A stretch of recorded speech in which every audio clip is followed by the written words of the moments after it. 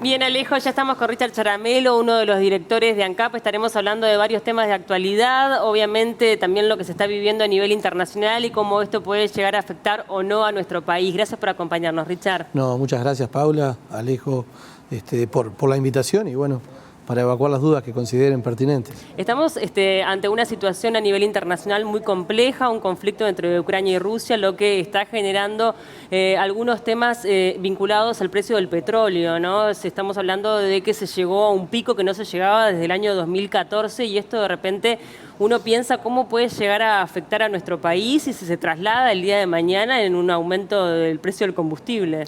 Bueno, todavía no se llegó, a nuestro entender, al techo.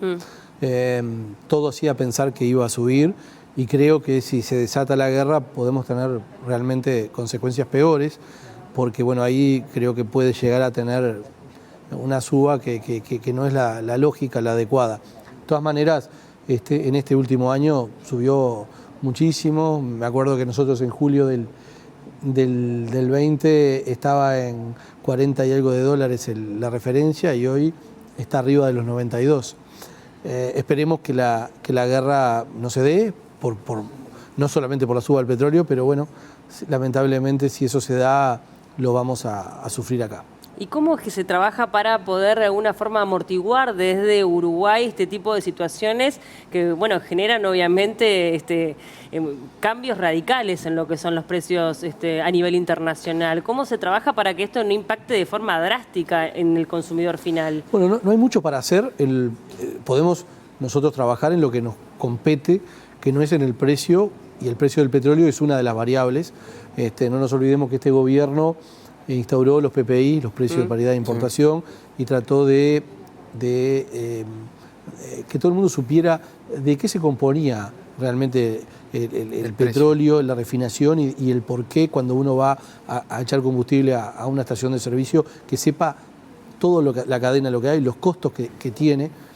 Y bueno, tomando en cuenta eso, es que nosotros hoy podemos decir que los precios del petróleo son una parte importante, obviamente, porque estamos hablando de la materia prima, pero que en definitiva van de la mano con otros. Por ejemplo, los dos factores más importantes son el tema del cambio de moneda. Nosotros compramos en dólares, refinamos y vendemos después en pesos. Por lo tanto, el tipo de cambio, eso influye. Por ahora está estable, eso nos favorece.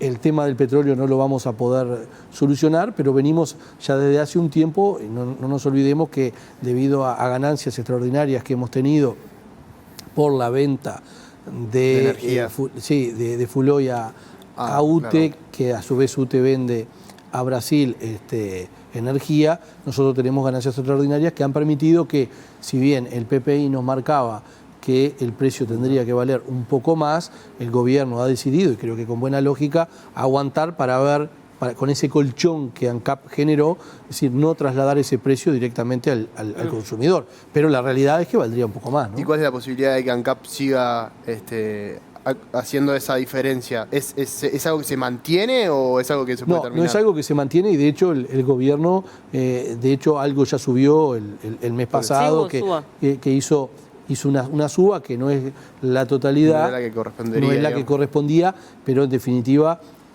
lo que estamos tratando de hacer es acompasar ese colchón con una pequeña suba para que la gente, siente, obviamente, porque va a pagar un poco más el combustible, pero no trasladarlo todo. Mientras ANCAP pueda tener un colchón que le permita volcarlo a bajar el precio del combustible, lo tenemos que hacer, porque en definitiva repercute en la canasta básica, repercute en la producción, repercute en todos los ámbitos de la cadena productiva del país. Y a propósito de esa suba, también hubo críticas por parte del otro director de ANCAP por la oposición, que señaló que a su entender no era necesario o de repente se podría haber aguantado un poquito más para tener este incremento. ¿Qué le dirías a eso? Yo no quiero hacer alusiones políticas porque no me corresponde como director.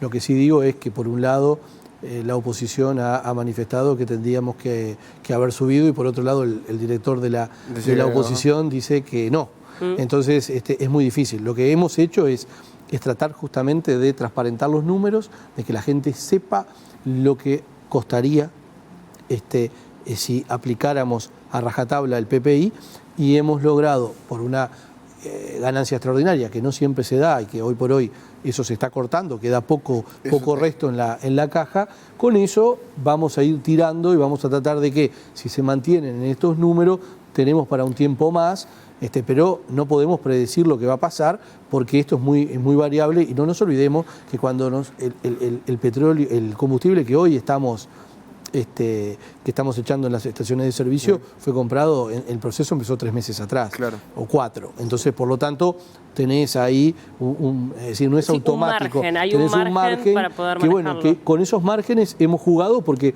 el gobierno, ¿qué tiene que priorizar?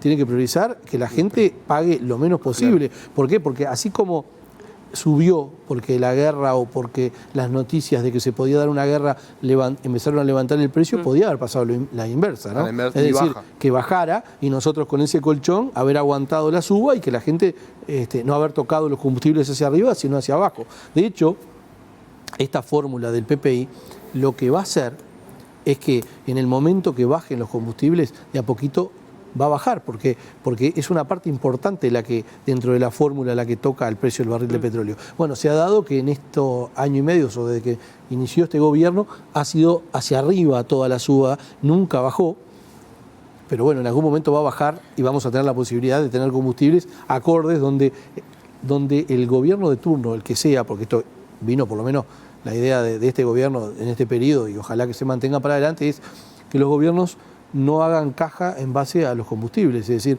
ANCAP prácticamente no gana nada, solamente queda un remanente que es para la operativa, para gastos de inversión, pero no lo estamos haciendo. ANCAP dejó de ser aquel ente recaudador donde a través de los combustibles se financiaban otro montón de cosas. Bueno, eso no pasó, al contrario, lo que hacemos es, con las ganancias que estamos generando, las estamos volcando a la población para que la población pague menos de lo que debería pagar. ¿Y no se puede generar algún mecanismo que pueda cubrir cuando estas ganancias dejen de existir? Bueno, lo que pasa que estas ganancias se dan por una situación de compra que no tuvo precedentes debido a la sequía que hay en el Brasil. La otra forma son contratar seguros, pero contratar seguros tiene sus riesgos, en algún momento se hizo, y estarías con seguros que salen mucho dinero y que en definitiva los terminás pagando. Entonces, esta fórmula transparenta un montón de situaciones. No nos olvidemos que hay algunos otros componentes que hoy estamos llevando adelante dentro de los que han dado también para que suba el combustible y que no son normales. Esta suba, por ejemplo, ha hecho que tengamos un déficit importante en lo que tiene que ver con el gas. Me acuerdo que cuando entramos en el primer año, lo que más o menos ANCAP ponía para subsidiar el gas, la garrafa de gas, eran entre 35 y 40 millones de dólares. Este año terminamos en más de 100 debido a eso. Entonces, eso también va en los combustibles. Pero son situaciones que se están dando que no son estables, y que sin duda que cuando el precio del petróleo vaya a su cauce normal, ese tipo de excedentes, ese tipo de excesos que hoy tenemos van a bajar, y eso, porque no hay otra. Es decir, esto es bien claro, hoy no está el precio que debe estar porque la cuenta da esa. Es decir, somos una empresa monopólica y lo que hicimos fue decir, bueno, lo que costaría el combustible si un privado hiciera lo mismo que hace ANCAP. Bueno, este es el precio que da y acá no hay misterio. Es decir, o ganamos o perdemos, pero cuesta esto y no tenemos vuelta. Con este mecanismo no se volatiliza un poco más el precio del combustible, que es en realidad lo que pasa con el precio del petróleo. Bueno, la idea era copiar aquello que lo han hecho muy bien los americanos, Chile, bueno, en Europa, sí, donde el precio es fluctuante de acuerdo a si sube o baja. Claro. A ver, podemos lograr, bueno, de hecho, lo que hicimos fue transparentar, pero de hecho no subió y bajó de acuerdo al PPI, sino que el gobierno, en definitiva, terminamos a través de ese colchón no subiendo y bajando lo que debería ser. ¿Para qué? Para evitar esas subas permanentes, esos altibajos. Lamentablemente hoy estamos hablando de esto porque tenemos un precio del barril de petróleo que es más del doble de lo que teníamos cuando iniciamos. No, y hay preocupación, obviamente. O sea, en definitiva, a la gente lo que le preocupa es si le van a aumentar el boleto del ómnibus. Es más, si el barril de petróleo bajara, la pregunta sería, no me harías esa pregunta, me dirías, ¿por qué baja todos los meses? Y todo el mundo diría, es bárbaro. El problema, lamentablemente, es que el barril se despegó y bueno, en algún momento esperemos que vuelva a su cauce normal, ¿no? Hablemos de la situación del Portland, porque ANCAP va hacia un camino de una privatización o un sistema mixto, lo que está generando mucha resistencia por parte del sindicato. ¿Hay posibilidad de vuelta atrás en eso o es una decisión tomada y ya está cerrado el asunto? Bueno, es una decisión donde el gobierno tomó valga la redundancia, el camino de asociar ANCAP con privados para que se generen las inversiones que se necesitan para que un negocio que desde el año 2002 dejó de ser rentable, donde sistemáticamente todos los años perdemos dinero, todos los uruguayos, y que ese dinero que se pierde en Portland va a los gastos extras que pagamos después de más en el precio del combustible, porque es decir, ese es el factor X bendito, esos 3 pesos que tenemos extra, es decir, que están por encima del PPI, que es los costos de ANCAP de los negocios, es decir, entre ellos el tema del Portland. Y bueno, desde el 2002 que se viene perdiendo dinero y hoy tenemos, a diferencia de la competencia, por ejemplo, tenemos 2 plantas donde se producen Paysandú y Minas, donde no es la mejor forma de producir en cuanto a tratar de concentrar los gastos y de reducirlos. Es decir, tenemos 2 plantas con doble dotación de personal para un mercado donde una sola planta podría perfectamente cubrir eso. Bueno, esos son gastos extras que hoy tenemos. Lamentablemente... La preocupación por parte del sindicato está vinculada con la pérdida de puestos de trabajo. No se ha perdido ningún puesto de trabajo hasta el día de hoy, desde que se entró en esta administración, ni siquiera, por ejemplo... si llegase a darse ese sistema mixto. Nosotros lo que estamos haciendo con el sistema mixto, primero, le vamos a garantizar a los funcionarios de ANCAP, a aquellos que ya son funcionarios de ANCAP, la seguridad de que van a tener su trabajo. Segundo, las empresas que vengan van a necesitar operarios y los que tenemos son muy buenos. Y lo que estamos hoy es en un proceso donde aquellos interesados que quieren formar parte de la asociación con ANCAP, donde esos privados van a llevar adelante el gerenciamiento de la empresa, puedan lograr vender primero la marca ANCAP, porque para nosotros es importante que la marca ANCAP siga en el mercado, y se generen las inversiones para justamente poder mantener el trabajo a esos uruguayos que hoy están, que no son tantos y que creo que ese no es el problema. Acá el problema, y lo ha dicho así el sindicato más de una vez, es un problema ideológico de no vender... Sí, en contra de la privatización. Más allá de que en su momento se privatizaron y se bajaron un montón de cosas, y no en este gobierno, como Cava, por ejemplo, que hacía alcoholes, ¿se acuerdan? Que hacía el whisky, que hacía el ron, ese tipo de cosas, y no lo hicimos nosotros. Y sin embargo, quizás no tuvo la respuesta que tienen hoy para con nosotros.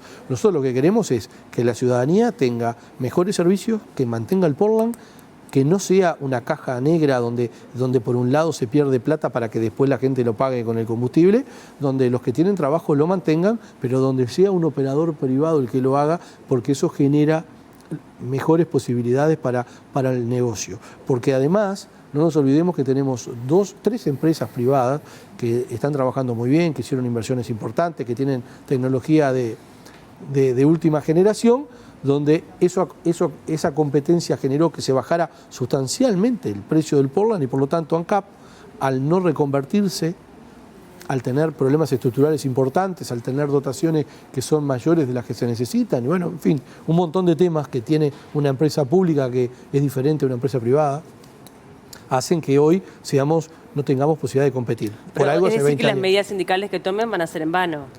Las medidas que están tomando las respetamos porque están en su derecho, obviamente no las compartimos, y la empresa la lleva adelante el directorio y el gobierno, y no la lleva el sindicato. El sindicato lo que tiene que tratar es de velar por los intereses de los trabajadores, y para eso estamos todos. Ahora, una cosa es lo que opina el sindicato y otra cosa es lo que opina la empresa. Además, acá hay números que son fríos, son reales.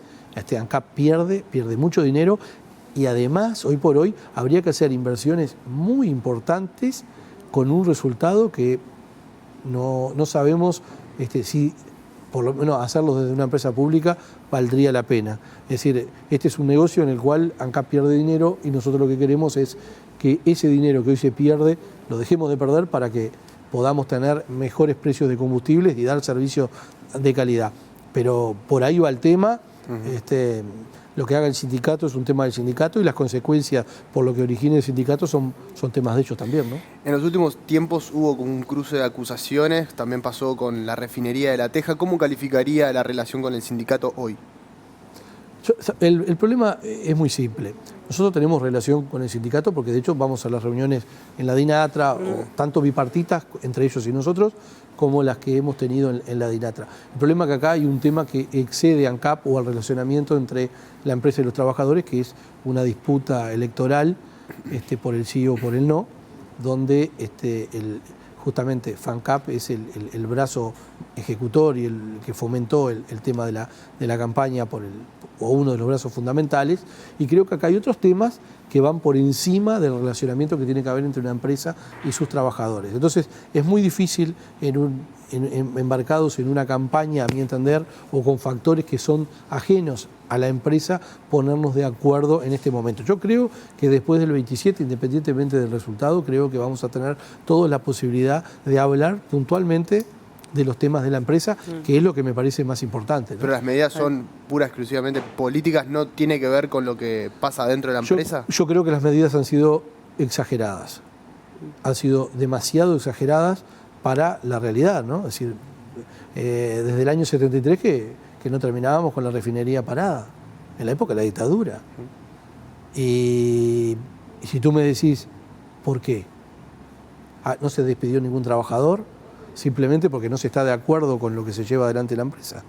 Creo que hay medidas que son exageradas. Está bien que el sindicato pueda no estar de acuerdo ideológicamente en que se asocie a ANCAP con privados, pero de ahí a generar paros o palos en la rueda que hagan inoperante a la planta o que haga que el directorio tenga que tomar medidas para no llevar adelante la operativa normal de la planta, es una consecuencia que la genera el sindicato. Creo yo que no estamos hablando de problemas de los trabajadores. Es más, uno de los temas son el convenio, el cual se denunció por parte de la empresa. Sin embargo, los derechos que tenían los trabajadores en ese convenio se siguen respetando y lo seguimos haciendo sin tener convenio. Es decir, nosotros lo que le decimos a los trabajadores es, más allá de tener o no convenio o no ponernos de acuerdo en el mientras tanto, bueno, tengamos por lo menos un diálogo en el cual las operaciones mínimas de seguridad que necesita la empresa para tareas relevantes, como es la refinería, como es el horno de Minas o de Paysandú, bueno, poder brindarlas. ¿Para qué? Para que la empresa no pare, porque en definitiva lo importante es mantener el trabajo de los uruguayos y de los trabajadores de ANCAP. Hablemos de otras alternativas también de combustible que se están manejando a nivel internacional y que uno piensa que en nuestro país de repente está como muy lejano a ello. Sin embargo, el hidrógeno verde es algo que se menciona cada vez más aquí en Uruguay y podría llegar a ser una oportunidad energética para nuestro país, ¿no? Sí, el Uruguay, el país a través de prácticamente todos los ministerios, Ministerio de Industria, de Medio Ambiente, a través del Ministerio de Economía, bueno, UTE y ANCAP, sobre todo, están embarcados en una transformación energética que se viene dando en el mundo y que Uruguay no puede ser ajeno, ¿no? En transformar de a poco la energía, dejar de consumir energías fósiles como son las del petróleo para llegar a energías renovables, más sustentables y amigables con el medio ambiente. Y lo que tiene que ver con el hidrógeno, Uruguay, aunque parezca mentira, un pequeño país como nosotros, tenemos todas las condiciones para ser un país que pueda llegar a ser neto exportador de hidrógeno. ¿Qué tan real es eso? Porque lo he escuchado varias veces y digo... Eso depende, como toda energía nueva, se necesita mucho dinero. Y aunque parezca mentira, hay una inversión muy importante que se tiene que hacer. Son inversiones millonarias, sí. Pero el mundo va a ese lado y ya hay en el Mar del Norte, bueno, en Europa, hay ya emprendimientos importantes. Son las propias empresas petroleras que se están transformando y que están invirtiendo, donde por ejemplo antes habían pozos petroleros, plataformas, ahí se están instalando hélices para generar el hidrógeno verde. Claro.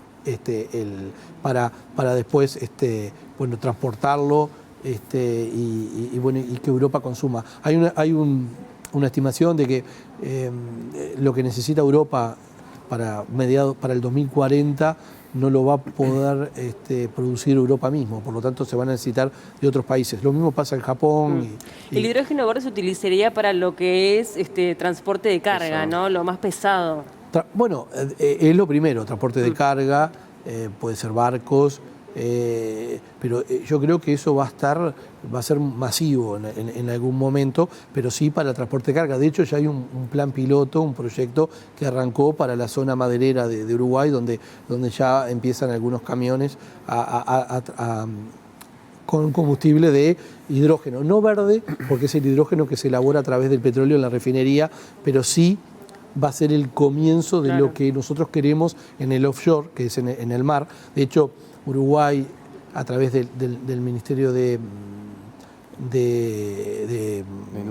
Industria y con ANCAP, UTI y demás, ya fuimos un par de veces, tanto a Estados Unidos como a Europa, a tratar de vender, a tratar de concientizar para que vengan inversores. ¿Por qué?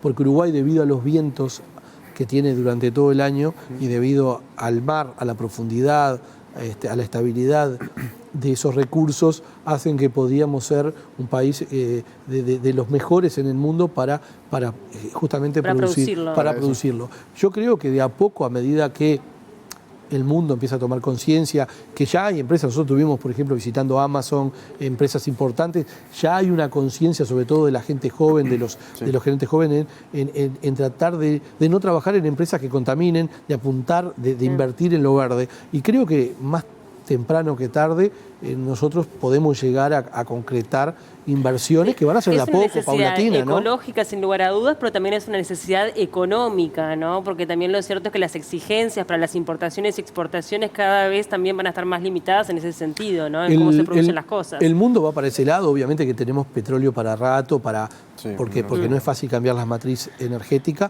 pero Uruguay tiene una matriz energética muy diversificada, y el mundo, ya hay países que, por ejemplo, ya con los autos y demás, a partir de ahora del 2025, ya no van a poder entrar a ciertas ciudades, aquellos que no son eléctricos, que no tienen... Sí, las empresas además automotoras van ahí. Van ahí. Por lo tanto, en algún momento Uruguay puede tener un nicho importante, pero como todo, son energías realmente caras, como es innovación, eso lleva un proceso de tiempo, pero Uruguay ya empezó una ronda, ya está en los mercados, ya la gente sabe de las posibilidades de Uruguay, hay muchos interesados, pero bueno, como todo, falta todavía aquel que venga a radicarse aquí. El proceso y la inversión. El proceso y la inversión. El proceso está hecho. Sí. Falta la inversión, que digan, bueno, Uruguay, porque Uruguay y Chile son los pioneros hoy por hoy en Sudamérica en cuanto a tener ya todo un portfolio con todas las posibilidades, con los números, incluso tenemos todo hecho de la rentabilidad que podría originar, de los lugares. Ya hay unas parcelas en el offshore uruguayo que se licitaron para que aquellas empresas que quieran hoy o mañana arrancar tengan esa posibilidad. Me parece que venimos bien, pero lleva su tiempo, ¿no? Claro. ¿Y ANCAP piensa en ese futuro? Porque también surge la cuestión de que, obviamente, si nos vamos a lo eléctrico, todo lo que tiene que ver con combustibles, petróleo, queda como, ¿qué va a pasar de ANCAP cuando esto suceda? ANCAP es una empresa energética, como te digo, va a pasar mucho tiempo, tenemos un parque automotor que no lo vamos a esconder de un día para otro. Más en nuestro país, donde y más en nuestro país un parque automotor envejecido. Esto lleva un proceso, pero no cabe duda que el mundo va, y nosotros tenemos que sumarnos al mundo, porque en definitiva es nuestro ambiente, es nuestra casa, porque esa es la realidad. Claro, pero y ANCAP está transformándose, y de hecho, la semana pasada inauguramos, por ejemplo, el corredor eléctrico para los autos. El otro día inauguramos la estación en Punta Ballena, por ejemplo, con varios cargadores para que la gente, por ejemplo, que viene de Argentina pueda hacer Argentina hasta el Chuy, y ahora se está hablando con Brasil para hacer todo un corredor hasta Porto Alegre. Lo mismo ya hay corredores que van hasta Rivera y demás, y lo hacemos en las estaciones ANCAP. Es decir, porque ANCAP y las demás, ¿no? Porque de a poco se van a ir transformando, y los operadores que, si bien ganaban con el litraje que vendían de combustible, quizás ahora lo hagan con la tarjeta que hay que usar para cargar ese auto eléctrico. Pero en definitiva el mundo va ahí y bueno, y va a ser una mistura, un proceso, va a ser un proceso de tiempo que va a llevar años, pero que tenemos que subirnos a él porque es vital. Totalmente. Richard, muchísimas gracias por tu tiempo, por estos minutos en el living y por haber respondido todas nuestras dudas. No, muchas gracias, un saludo y bueno, a la orden siempre. Hacemos una breve